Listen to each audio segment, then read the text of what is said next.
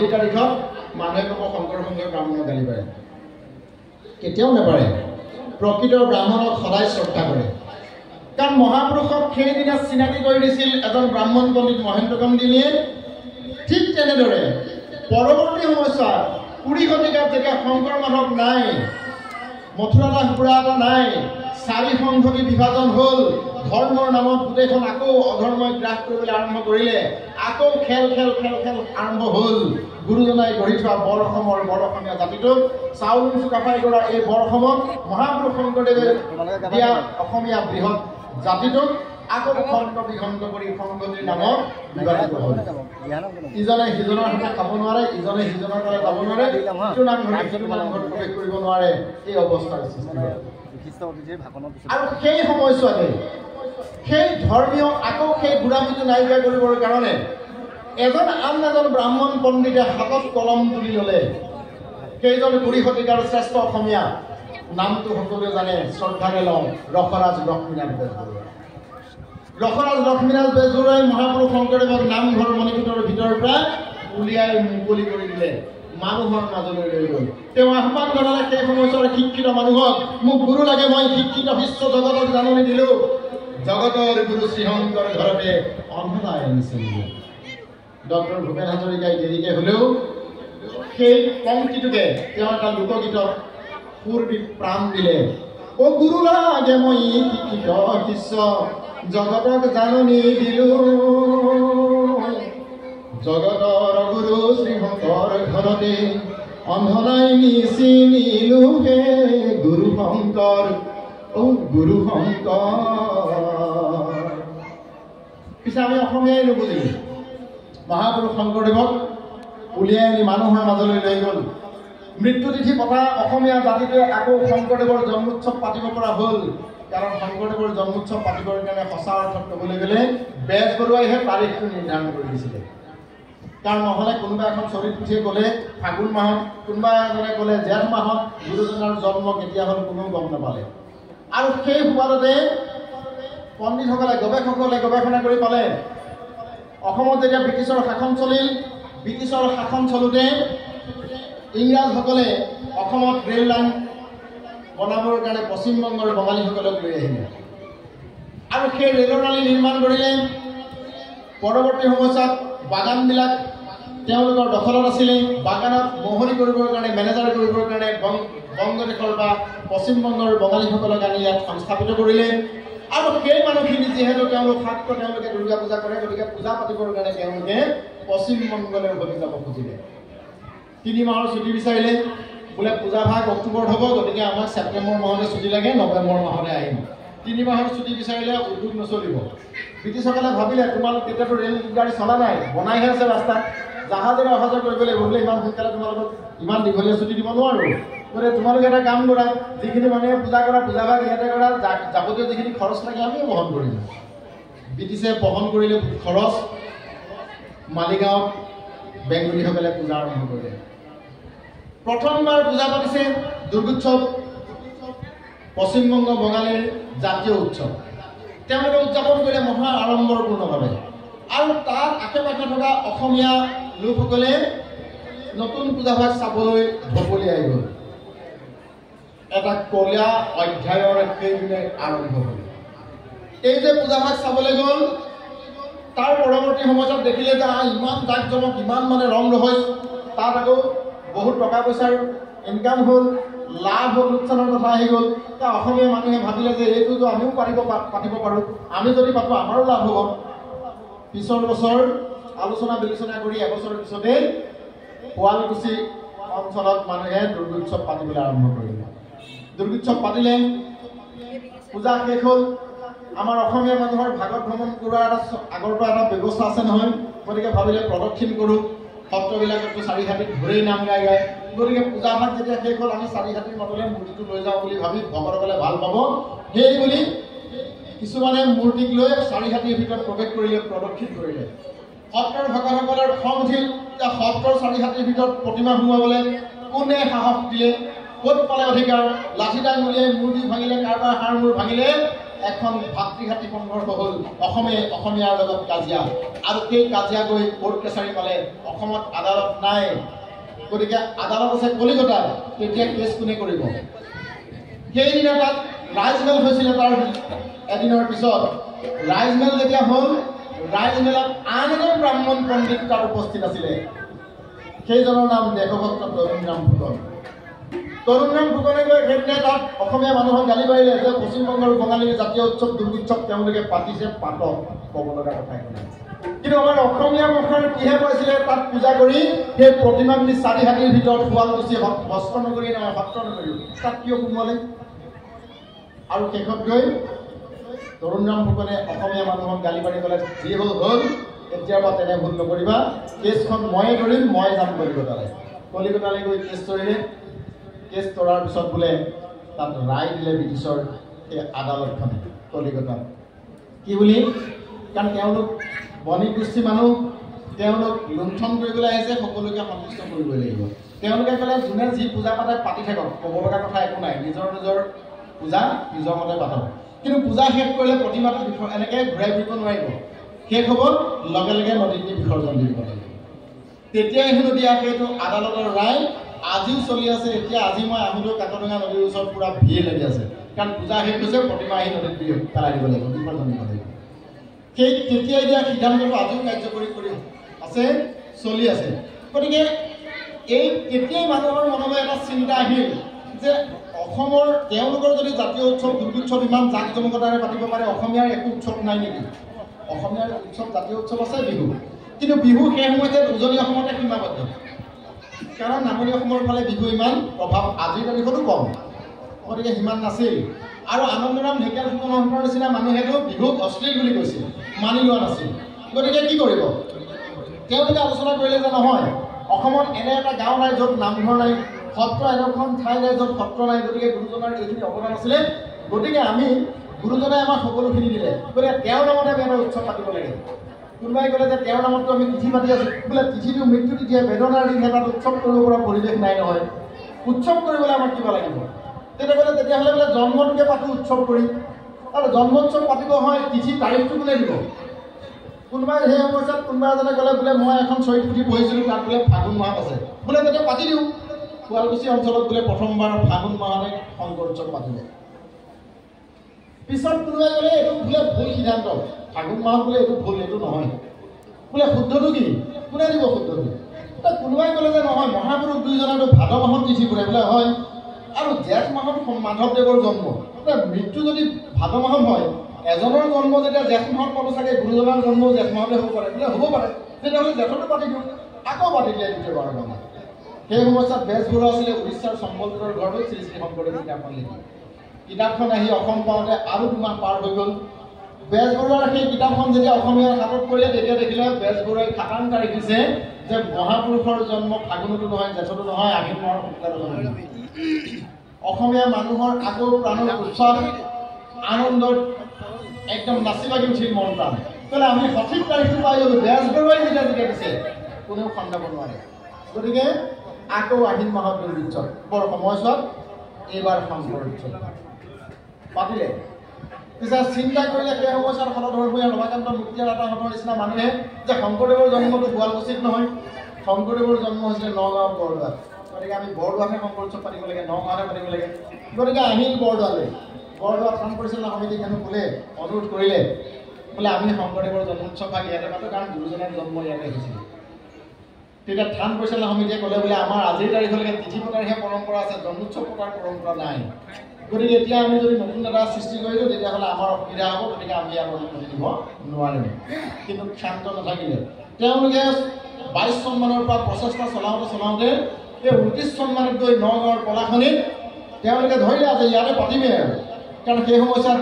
গোলাঘাটৰ ৰায় বাহাদুৰ ঘনশ্যাম বৰুৱাৰ ঘৰত পঢ়া ধৰ্মসভা কলিয়াৰ ঘৰত হোৱা প্ৰাৰ্থনা সভা কিংবা জ্ঞানমালিনী সভা এইবিলাকত গোপিকা বল্লভ গোস্বামী হলধৰ ভূঞা ৰমাকান্ত মুক্তিয়াৰ এইসকল মাজে মাজে আহি ধৰ্ম চৰ্চা কৰি থাকে আৰু এটা নতুন পৰিৱেশৰ সূচনা হৈছে গতিকে নগাঁৱৰ পলাশনিত গৈ 29 চনত প্ৰথমবাৰৰ কাৰণে মহাপুৰুষ শংকৰদেৱৰ আৱিৰ্ভাৱ মহোৎসৱ পাতিলে পৰৱৰ্তী সময়ছোৱাত তাতেই শ্ৰীমন্ত শংকৰদেৱ সংঘ নামৰ এই পুলিটি জন্ম হৈছে শংকৰ সংঘ নামেৰে।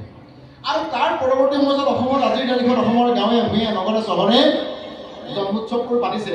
এইবোৰ পণ্ডিতসকলে গৱেষণা কৰি কোৱা কথা, প্ৰদীপ কুৰ্মীৰ মুখৰ কথা নহয়। গতিকে সেই যিহেতু গুৰুজনাৰ নামত বিভিন্ন পণ্ডিতে বিভিন্ন সময়ত গৱেষণা কৰিছে সত্যৰ সন্ধান কৰিবৰ কাৰণে, গতিকে এনেবোৰ ঘটনা পৰিঘটনাৰ ফলশ্ৰুতিত আজিৰ তাৰিখত মহাপুৰুষৰ জন্মোৎসৱ অসমৰ চাৰিওফালে হৈছে। আজি আপোনালোকৰ এই চিঠিখনত জন্মোৎসৱ ভাগ উদযাপন কৰিছে বা আৱিৰ্ভাৱ মহোৎসৱ ভাগ পাতিছে। ইয়াত ৰাতিপুৱাৰ কাৰ্যসূচীটো কি আছিলে? প্ৰাত প্ৰসংগ। কেই বজাত? চাগৰি 5 বজাত। চিঠিখনত লিখা আছে, প্ৰত্যেকৰ ঘৰে ঘৰে আছে। আমাৰ কিন্তু ডেকা ডেকেৰী বয়সস্থসকলৰ কথা বাদ দিলোঁ। ডেকাসকলে 5 বজাত প্ৰাত প্ৰসংগলৈ ইয়ালৈ আহিবৰ কাৰণে কিন্তু চাগে 2-4জনৰ বাদে বেছি সংখ্যকেই নাই, হয়তো 4-5জনে সেইটো সামৰি থৈছে। কিন্তু আজি 5 বজাত বুলি কাৰ্যসূচীটো হয়তো 15 দিনৰ 10 দিনৰ আগতে আপোনাৰ ঘৰত আপোনাৰ হাতত পৰাৰ পিছতো আপুনি 5 বজাত আজি সাজু হ'ব নোৱাৰিলে, আহিব নোৱাৰিলে। কিন্তু 2 তাৰিখে ৰাতি এই যে মহালয়া নামৰ এটা উৎসৱ আহি গ'ল, কোনেও তাকো চিঠি দিয়া নাই। কিন্তু সেইদিনা ৰাতি 2টা বজাত কিন্তু ৰাস্তাত ভিৰ বাট নোপোৱাকৈ ডেকাসকল ঘূৰিবলৈ গৈছিল। কোনে ভাবিছিলে সেইদিনা? ক'লে নেকি কোনোবাই? চিঠি দিলে নেকি কাৰোবাক? নে দুৰ্গাই পোনপটীয়াকৈ ফোন কৰিলে, কিবা মানুহক মোবাইলত মেছেজ দিছে নেকি? নাই দিয়া চাগৈ। তেতিয়াহ'লে সেই আমাৰ উৎসৱ নেকি? কেতিয়াৰ পৰা আৰম্ভ হ'ল অসমীয়াৰ এইবোৰ? অসমীয়া উৎসৱ পালন কৰে মাত্ৰ বিহু 3টা, জন্মাষ্টমী তিথিটো, শংকৰদেৱ আৰু মাধৱদেৱৰ আৱিৰ্ভাৱ মহোৎসৱ দিনা। এইকেইটাৰ বাদেতো আমাৰ আৰু বেলেগ উৎসৱ নাই। কিন্তু আজিকালি অসমীয়াৰ উৎসৱ বহুত হ'ল। অসমীয়া মানুহে এই 5টাটো পাতেই, তাৰ উপৰি 31 ডিচেম্বৰ বুলি এটা উৎসৱ পাতে, 1 জানুৱাৰী বুলি এটা উৎসৱ পাতে। কাতি বিহুটো ইমান গুৰুত্ব নিদিয়ে, কিন্তু কাতি বিহুৰ পাছতে আৰম্ভ হোৱা দীপন্দিতা নামৰ এটা উৎসৱ পাতে। দুৰ্গোৎসৱৰতো কথাই নাই, 4 দিন ক'ব নোৱাৰাকৈ মজগুল হৈ থাকে। তাৰ লগতে গণেশ চতুৰ্থী আহি গ'লে গণেশ চতুৰ্থী পাতে। শাওণ মাহত এই মাৰোৱাৰী বিহাৰীসকলে পতা, তেওঁলোকৰ ভব্য ভক্তসকলে পতা এটা উৎসৱ আছে বল বম। আজিকালি গেৰুৱা বসন পিন্ধি আমাৰ অসমীয়া ডেকা ডেকেৰীকেইটাইও বল বম কৰিবলৈ আৰম্ভ কৰিলে, এচিলিম ভাঙৰ ৰখা। আমাৰ মানুহবিলাক, আমাৰ ভৱিষ্যত প্ৰজন্মক আমি ভংগ কৰিবলৈ শিকাম নেকি? আমাৰ ভৱিষ্যত প্ৰজন্মক আমি স্বাস্থ্যটো ধ্বংস কৰিবলৈ শিকাম নেকি? এই শৰীৰটো ঈশ্বৰ থকা ঘৰ, এইটো মন্দিৰ বুলি কয়। ইয়াক যিমান সুন্দৰ কৰি ৰাখিব পাৰে সেইটোৱে আমাৰ ধৰ্ম। কিন্তু এই শৰীৰটোক আমি কি কৰিছোঁ? শংকৰদেৱে সেইকাৰণে শৈশৱতে কি দেখুৱালে? ভৰা ব্ৰহ্মপুত্ৰ সাঁতুৰি দেখালে। আজিৰ ল'ৰাই কাকডঙা নদীখন সাঁতুৰিব নোৱাৰে। পাৰে নেকি সাঁতুৰিব? আজিৰ ল'ৰাই কাকডঙা সাঁতুৰিব নোৱাৰে, শংকৰদেৱে ভৰা লৈ সাঁতুৰি পাৰ হৈছে। একেটা জাপতে সৰু সুৰা এখন নদী জাপ মাৰি পাৰ হৈ গৈছিল। বুৰ মাৰি নদীৰ পৰা পিকু ধৰি আনি আকৌ এৰি দিছিল, বনৰ হৰিণ ধৰি আনি উমলিছিল, আকৌ বনত এৰি দিছিল। সেইবোৰ কাম কৰিছিল। আজিৰ তাৰিখত আমাৰ ল'ৰা ছোৱালীয়ে সেইখিনি কৰিব নেকি? আকাশখন দেখিয়ে পোৱা নাই। আইতাকৰ সৈতে চোতালত বহি, ককাকৰ সৈতে চোতালত বহি বুঢ়ীয়ে সাধু কেতিয়াও শুনা নাই। আকাশখন চাই নক্ষত্ৰ মণ্ডল কিবা হাতীপতিটো, এয়ে বোলে সপ্তৰ্ষি মণ্ডল, সৌটো বোলে ধ্ৰুৱতৰা, সৌৱা বোলে নেজাল তৰা, সেইটোকে বোলে পপীয়া তৰা। এইবোৰ কথা আজিৰ সপোনৰ অগোচৰ। আজিৰ ল'ৰা ছোৱালীয়ে চিনি নাপায়। মহাপুৰুষ শংকৰদেৱে আমাৰ ভকতসকলে নামত গাই থাকে নহয়, বোলে গুধিকাৰ তলিকৰ ওপৰত তাহাংগ ধৰিলে ভাবি গুধিকাৰ পুচ্ছভাগে দেখিব নবী। এতিয়া কি সেই গুধিকাৰ? গুধিকাৰ পুচ্ছভাগে কাক চাবলৈ গ'লে? গুধিকা মানে গুই। হাতীপতিটো দেখিবলৈ গুইটোৰ নিচিনা, আৰু সেই গুইটোৰ নেজ ফালে উত্তৰ দিশটো আছে, সেই নেজটোৰ ফালেই ধ্ৰুৱতৰাটো আছে। মহাপুৰুষে এটা লাইনৰ মাজতে থৈ দিলে, গুধিকাৰ পুচ্ছভাগে দেখিও অজ্ঞতি। আজিও আছে, অনন্ত যাবলৈ থাকিব। আমি বিচাৰি চোৱা নাই, আমাৰ ল'ৰা ছোৱালীক ধ্ৰুৱতৰাটো কেতিয়াও চাগে দেখাই পোৱা নাই, কাৰণ আমি পিছ নিশা কোনেও উঠি আকাশখন চোৱা নাই। মাজ ৰাতি উঠি আমি উল্কাপিণ্ড চাবলৈ কোনেও যত্ন কৰা নাই। গতিকে এইবোৰ উল্কাপাত আমি দেখিছোঁ জানো কেতিয়াবা? গতিকে এইবোৰ সাধু কথা আজিৰ তাৰিখত। গতিকে সেইকাৰণে বাপুকৰ মহাপুৰুষৰ ইমানখিনি অৱদান, মহাপুৰুষে ইমান সূক্ষ্মভাৱে কথাবোৰ চিন্তা কৰি অসমীয়া সমাজ জীৱনলৈ দি থৈ গ'ল। শাস্ত্ৰসমূহৰ পাতে পাতে আমাৰ জাতিটোক কেনেকৈ সমৃদ্ধ কৰিব পাৰে তাৰ কথা ক'ল। কিন্তু তাৰ পিছতো আমাৰ এচাম মানুহে কিন্তু আজিৰ তাৰিখতো কি কৰে? শংকৰদেৱক গুৰু বুলি মানিবলৈ ইচ্ছা নকৰে। শংকৰদেৱক সাধাৰণ মানুহৰ শাৰীত বহুৱাই লৈ তুচ্ছ তাচ্ছিল্য কৰে।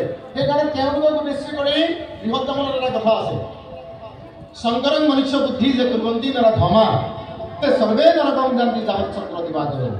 যে শংকৰদেৱক যিসকলে মনুষ্য জ্ঞান কৰে তেওঁলোক নৰৰ অধম অৰ্থাৎ নৰাধম, আৰু তেওঁলোক চন্দ্ৰ বিভাগৰ থাকলৈকে নৰগামী হৈ থাকিব। গতিকে আমি বিচাৰিম নেকি সেইটো কৰিব?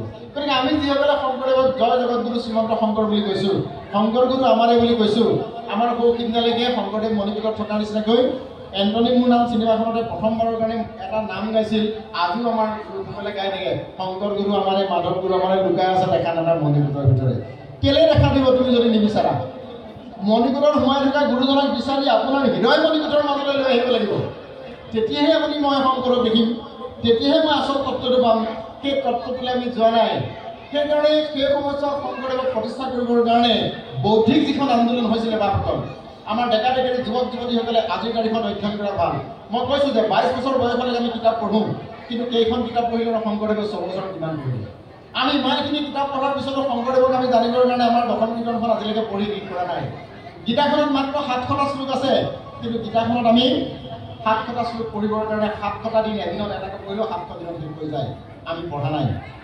ভাগৱতখনত 335টা অধ্যায় আছে 12টা স্কন্ধত, এই 335টা অধ্যায় আমি পঢ়ি শেষ কৰা নাই। নামঘোষাখনত 1000টা ঘোষা আছে, আমি 1000টা ঘোষা পঢ়ি শেষ কৰা নাই। তেতিয়াহ'লে আমি পঢ়িম কি? কিন্তু আমাৰ বহু মানুহৰ, মই এবাৰ ডিব্ৰুগড়লৈ গ'লোঁ, ডিব্ৰুগড়ৰ বাপসকলক ক'লোঁ যে বহু সময়ত বাস্তৱ অভিজ্ঞতা কিছুমান হয় কেতিয়াবা। আপুনি কাৰোবাৰ ঘৰত শুদ্ধিকৰণলৈ যাব, কীৰ্তনখন বোলে কীৰ্তনখন নহয় নহয় সম্পাদকেহে জানিব, আকৌ ফোন লগাই সম্পাদকে কীৰ্তন বোলে অমুকৰ ঘৰত আছে, নহয় বোলে প্ৰাথমিকৰ নামঘৰতে আছে, এইবিলাক আমাকে যোৱা এই অমুকৰ ঘৰত এখন আছে, মই সেইখনকে লৈ নাই। মানে কি? সেইজন সংগী হৈছোঁ, আমি অসমীয়া হৈছোঁ, কিন্তু আমাৰ ঘৰখনত কীৰ্তনখন নাই। বজাৰ মূল্য কিমান? 250 টকা। ভাগৱত পাঠ হ'ব, প্ৰাথমিকৰ বাপজনে সম্পাদকজনে বা আতৈগৰাকীজনে ভাগৱতখন লৈ গ'লেহে তাত ভাগৱতখন পাঠ কৰিব লাগিব, কাৰণ গৃহস্থী ঘৰত ভাগৱত নাৰাখে, ৰাখিব নোৱাৰে। এইবোৰ বৰ ঝেমেলা হৈছে বা ঝেমেলাটো ক'ত? দুটা কথাত ঝেমেলা হ'ব পাৰে। হয় তেওঁলোকৰ ৰাখিবলৈ স্থান নাই, নহয় তেওঁলোক নীতিক আস্থাত বিশ্বাসী নহয়। তেওঁলোকৰ ঘৰত কোনোবাই চাগে পনীয়াবিধ ধৰে, সেইকাৰণে ভাগৱত য'ত থাকে তাত প্ৰৱেশ কৰিব নোৱাৰে। গতিকে নহ'লেনো কেলৈ নোৱাৰিব? কাৰণ ভাগৱত য'ত থাকে তাত ভগৱন্ত থাকে, কীৰ্তন য'ত থাকে তাত মহাপুৰুষ শংকৰদেৱ থাকে, কাৰণ দশম কীৰ্তনৰ মোৰ মূৰ্তিৰ সমান বুলি মহাপুৰুষে কৈ থৈ গৈছে। গতিকে কীৰ্তনখন যদি আপোনাৰ ঘৰত থাকে, আপোনাৰ ঘৰত শংকৰদেৱ বহি থাকিব। নামঘোষা যদি থাকে, মাধৱদেৱ আপোনাৰ তাত বহি থাকিব। ভাগৱতখন যদি থাকে, আপোনাৰ ঘৰত ভগৱন্ত বহি থাকিব। তেতিয়াহ'লে আপুনি ভগৱন্তক ৰাখিবলৈ টান পোৱাৰ কথাটো ক'ত? ভগৱন্ত থাকিলে আপোনাৰ ঘৰখনত অপায় মংগল নহ'বহে, আপোনাৰ অসুবিধাটো ক'ত? গতিকে যেতিয়া মই সেই কথাষাৰ ক'লোঁ, মাহে 300 টকা দি মোবাইলটো ৰিচাৰ্জ কৰিব পাৰোঁ, এখন কীৰ্তন যদি আমি 300 টকা দি ক্ৰয় কৰোঁ, গোটেই আপোনাৰ নাতিটোলৈকে থাকিব। আমি নিকিনো। এখন ভাগৱত 600-700 টকাত কিনিব পাৰে। 700 টকা দি এখন ভাগৱত কিনিলে আপোনাৰ নাতিটোলৈকে থাকি যাব, কিন্তু আপুনি ভাগৱতখন কিনিবৰ কাৰণে 700 টকা খৰচ, ইমান পইচা কেনেকৈ খৰচ কৰিব? কিন্তু এই মুকেশ আম্বানীয়ে যে আপোনাৰ মোবাইল টিভিটো ৰিচাৰ্জ কৰিবৰ নামত যে মাহে মাহে যে 1000 টকা নি আছে, আপোনাৰ ঘৰত 3টা মোবাইল আছে, 900 টকা লৈ গ'ল। টিভিটোত যে 300 টকা ৰিচাৰ্জ কৰি আৰু 300 টকা 1200 টকা লৈ গ'ল। আপোনাৰ মাহেকত যে 1200 টকা তেওঁলোকে নি আছে, আপোনাৰ মোৰ কিন্তু সেইটো চিন্তা হোৱা নাই।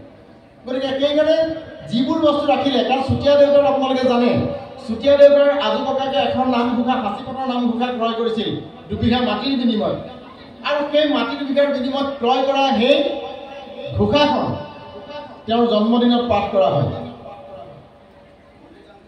ককাকে কিনিছিলে 2 বিঘা মাটি দি, আৰু সেই ঘোষাখনৰ প্ৰতি সেই মান্যতা আছিল কাৰণে তেওঁৰ ঘৰত এজন মহাপুৰুষৰ তেজোদীপ্ত এটা সন্তান সোণাৰাম চুতীয়াৰ নামত জন্ম হৈছে, যাৰ প্ৰভাৱ আজি সমাজখনতো পৰি আছে। গতিকে সেই চিন্তাবোৰ আমাৰ মন মগজুৱে ঢুকি নাপায়। মহাপুৰুষ শংকৰদেৱে ইমানখিনি শাস্ত্ৰ অধ্যয়ন কৰিলে, ইমানখিনি দিলে, এখন সুন্দৰ সমাজ নিৰ্মাণ কৰিলে। সেই সমাজখনৰ কাৰণে কি লাগিব? কেইটামান বস্তু লাগিব। যে মানুহখিনিয়ে দক্ষিণ ভাৰতত আলোৱাৰসকলে আৰম্ভ কৰিছিলে সেই বছৰত বৈষ্ণৱ আন্দোলন। শংকৰদেৱে অসমত আৰম্ভ কৰিলে নৱবৈষ্ণৱ আন্দোলন। নৱবৈষ্ণৱ আন্দোলনটোত এটা নৰূপ দিলে। নৰূপ দিয়াৰ পিছত মানুহখিনিক ধৰি ৰাখিবৰ কাৰণে এটা নতুন ধাৰাৰ সৃষ্টি কৰিলে। এই নতুন ধাৰাটোৰ মাজত নামঘৰ আনিলে। নামঘৰটোত বহি সকলোৱে নাম গাব। কাৰ নাম? ঈশ্বৰৰ নাম। ক'ত পাব সেই নাম? বেদ অধ্যয়ন কৰিলে সহস্ৰ নাম গীতান্তৰৰ পৰা নাম বস্তু লৈ আহিলে নাম ল'লে হয় কিন্তু নাম কোনে ল'ব পাৰিব এক শৰণীয়াসকলে নাম ল'লেহে নামে ক্ৰিয়া কৰিব গতিকে শৰণ বস্তুৰ দৰকাৰ হ'ল গীতাখনৰ পৰা এক শৰণটো লৈ আহিলে কোনে নাম ল'ব ভকতসকলে নাম ল'ব লাগিব সন্তৰ সমাজ এখন লাগিব ভাগৱতখনৰ পৰা সন্তৰ সমাজখন লৈ আহিলে গতিকে এইবিলাক লগ লগাই তেওঁ নাম বস্তু অসমীয়া সমাজত দিলে নতুন এটা ধাৰাৰ সৃষ্টি কৰিলে সন্মুখত বাংময়ী মূৰ্তি ভকতসকলক বহুৱালে সকলো জাতি একত্ৰিত কৰিলে গাৰোৰ গোবিন্দক আনিলে মুছলমানৰ চান্দভাক আনিলে নগাৰ নৰোত্তমক আনিলে মিচিঙৰ পৰমানন্দক আনিলে অনাদাই গাৰ সকলো জাতি জনগোষ্ঠীক আনি একেলগে বহুৱাই ভকত কৰিলে উপাধিটো নাইকিয়া কৰি দিলে আজি প্ৰদীপ কুৰ্মী মোৰ নামটোৰ পিছফালে লাগি আছে উপাধি চিনাকি দিলে সকলোৱে প্ৰত্যেকৰ উপাধি এটা কৈ আছে গতিকে আমি কি হৈছোঁ আমি উপাধি কৰি দিয়াৰ লগে লগে আমাৰ প্ৰত্যেকে নিজৰ নিজৰ এটা জাতিগত পৰিচয় ইয়ালৈ আহি গৈছে কিন্তু মহাপুৰুষে সেই জাতিগত পৰিচয়টো নামঘৰ বাহিৰতে এৰি থৈ আহিবলৈ ক'লে সেইকাৰণে নামঘৰৰ ভিতৰত প্ৰৱেশ কৰাসকলক চবকে ভকত বনাই দিলে গতিকে ভকতসকলৰ মাজত বাকচলত প্ৰৱেশ কৰাৰ লগে লগে শুদ্ধ সাত্বিক ভাৱনাৰে সৈতে ভক্তিক হৃদয়ত ধাৰণ কৰি মনৰ সকলো মদ অহংকাৰ মাৎসৰ্য যিখিনি আছে সেই অসূয়া অপ্ৰীতিৰ যিখিনি বেয়া দুৰ্ভাৱনা আছে সকলো বাকচৰৰ বাহিৰত এৰি থৈ এটা পবিত্ৰ ভাৱনা হৃদয়ত লৈ ভক্তি সাৰোগত কৰি নামঘৰত প্ৰৱেশ কৰিবলৈ ক'লে মুখখন জপাই ৰাখা অন্য একো নকৰিবা গ্ৰাম্য কথা নাপাতিবা কাৰণ তুমি নামঘৰলৈ আহিছা নামঘৰলৈ কি আহিছা ঈশ্বৰৰ নাম ল'বলৈ নাম ল'লে কি হয় নাম আপুনি মুখেৰে ল'ব পাৰিব যিজনে নাম লৈ আছে আপুনি শ্ৰৱণ কৰিব পাৰিব শ্ৰৱণ আটাইতকৈ শ্ৰেষ্ঠ ভক্তি বুলি কৈছে সেইকাৰণে শ্ৰৱণ কৰিবৰ কাৰণে ভগৱন্তই আমাক কাণ দুখন দিলে আৰু কাণেৰে আমি ঈশ্বৰৰ নাম শ্ৰৱণ কৰোঁ আমি খাদ্য দুবিধ আমি খাওঁ এবিধ খাদ্য আমি মুখেৰে খাওঁ যিবিধ খাদ্য খালে আমাৰ দেহাটো ঠিকে থাকে শৰীৰটো মজবুত হৈ থাকে শৰীৰটো চলি থাকিব পৰাকৈ কৰি থাকিব পৰাকৈ সক্ষম হৈ থাকে কিন্তু আন এবিধ খাদ্য আছে যিবোৰ খাদ্য আমি কাণেৰে খাওঁ সেই খাদ্যটো দুই ধৰণৰ হ'ব পাৰে এটা খাদ্য কাণেৰে খোৱা মনৰ কাৰণে খাদ্য হ'ব পাৰে আন এটা খাদ্য আমি আত্মাৰ কাৰণে খোৱা খাদ্য হ'ব পাৰে মনৰ কাৰণে খোৱা খাদ্য আপুনি ভাল গান শুনি ভাল পায় ভাল নাচটো চাই ভাল পায় ভাল খেল এখন উপভোগ কৰি ভাল পায় ভাল চিনেমা এখন চাই ভাল পায় কিবা কিবি কোনোবাই খেতি কৰি ভাল পায় সেই ভাল পোৱাখিনিৰ মাজত আপুনি বিচাৰি পাব সেইটো মনৰ খাদ্য হ'ব মনত যোগান ধৰিব সেইখিনি কিন্তু আত্মাৰ খাদ্য কেৱল মাত্ৰ আত্মাকাৰ অংশ ঈশ্বৰৰ অংশ আত্মাৰ লগত পৰমাত্মাৰ এক সম্বন্ধ আছে সেই আত্মাৰ লগত পৰমাত্মাৰ সম্বন্ধ স্থাপন কৰিবৰ কাৰণে আপুনি ঈশ্বৰৰ নাম শ্ৰৱণ কৰিব লাগিব আৰু সেই নাম অমৃত আপুনি পান কৰিব লাগিব কেৱল কাণেৰে